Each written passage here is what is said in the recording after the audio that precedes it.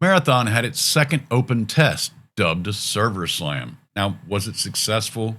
Did the nose ring succeed at owning the chuds? Leaving Bungie's pedigree of FPS story driven games with a side of multiplayer may not have been the best decision. Whatever it did, it was overshadowed by Resident Evil Requiem, proving that a AAA game can still sit at the top, just not Bungie.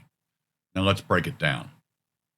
Its success is a half truth. It didn't flop, it remained a bit half mast. It topped Steam in sales, free game, for a few hours until Resident Evil released, and all the freaks bragged it passed Arc Raiders on Steam's weekly sales chart. Arc Raiders had sat in the top 3 for about 23 weeks, where it returned to by Saturday. Now, make no mistake, this is Bungie's last stand, and from Saturday to Saturday, D2 dropped about 5,000 players, its first sub 10,000 player week on record. Now, that's still not enough of a conversion rate to be successful at retaining Bungie's built-in fan base. Quite frankly, I think a lot of D2 players must just hang out in the tower or whatever the public space is now by these completion numbers. Now, by Saturday, they had dropped to about 75,000 players from the 143K on opening day. And on opening day, Twitch topped out at 166K at prime time on Thursday night. The same time as WoW's new expansion, with the literal god returning to WoW, towing about 30,000 viewers on his own, reaching the same 166K. Marathon performed as well as a game that has alienated a large portion of its base. Meanwhile, Resident Evil hit over 600,000 viewers. Once everyone's sponsor ended, it dropped like a rock, and Arc Raiders returned to the 4th spot. I'm out, bro. I'm out. Chat, oh my God, bro. Okay, after playing this game the whole day, I can confidently tell you.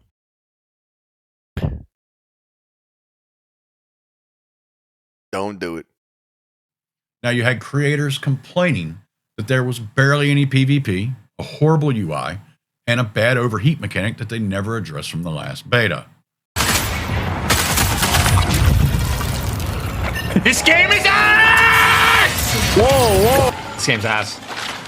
It seems like money can't keep people playing a game they don't like. Even journalists like Paul Tassi seems pessimistic about the game's future. You know, the guy that praises Bungie at every chance he gets. And yes, Paul, some of my best gaming memories are with Bungie myself. Now, one of the biggest defenses I've seen for Marathon is nothing transfers at launch. So why grind? But here's the counterpoint. In one day, players should be at least learning mechanics, map layouts, and gunplay, especially in a competitive extraction shooter. If 50% leave before that weekend ends, that suggests something deeper than no progression. The same could also be said for pre-release games that thrive on Steam. And another argument is Marathon isn't casual friendly, and that's a good thing. See, that's the dangerous thing for games. Only about 20% of gamers are considered hardcore. A multiplayer game cannot survive on that audience alone. And extraction shooters are already a tiny niche compared to the rest of the FPS genres. And yes, niche games can explode. Tarkov did. Baldur's Gate 3 did. Elden Ring did. But those games had overwhelmingly positive consensus around quality. Right now, the consensus around Marathon is pretty mixed. That's not a great sign. It's also a typical cope for a game's failure. Hasn't saved WoW's diminishing numbers or any game I can think of. Now, at $40 a copy, Bungie needs to sell about 7 million copies to break even. And for reference, Destiny 2 sold between 10 and 12 million copies in its first year. We have nowhere near the hype that Destiny 2 had at launch. And as a former D2 player, it's obvious it'll be free in a year and a microtransaction hell. Take it from us, but most importantly, do it for the puppies! Follow that guy. Well, let's zoom out a bit and look at the bigger picture. We all know about the layoffs, the CEO leaving, and his garage. How the Final Shape was the best-selling DLC, but it wasn't the most profitable. Bungie has been running itself into the ground, and Destiny 2 has been slow burning, while Bungie has been crafting Marathon. Turning a 180 and not making Destiny 3 may very well be its most controversial decision. This has been labeled Concord 2, but now Concord 3 due to delays. Art raiders, due to the art scandal that wasn't the first notch in Bungie's belt, it was actually the fourth one. Bungie's downfall goes back to their hiring practices, embracing identity politics to float their games when they almost flopped, only to let it eat them from within.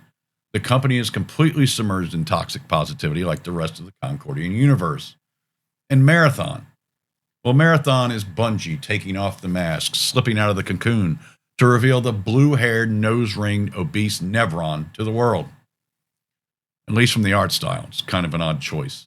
So will Marathon flop? No, I don't think it collapses overnight like Concord did. Bungie has that fan base that supports them because Bungie supports them. You know, they really just want your money, right?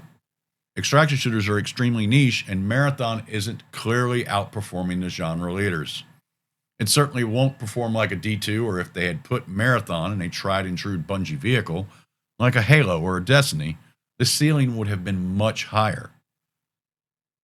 But at the end of the day, it's actually up to Sony if Bungie survives.